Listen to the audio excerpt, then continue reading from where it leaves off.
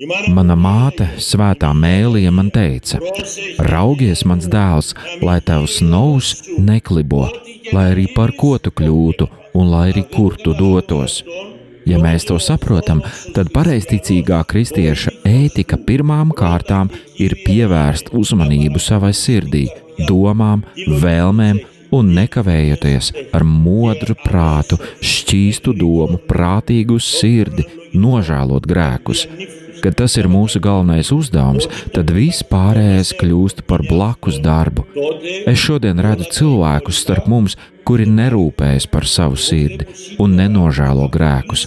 Un tāpat laikā mēs runājam, un mums ir spriedums un apdomība un nosodījums par visiem un par visu.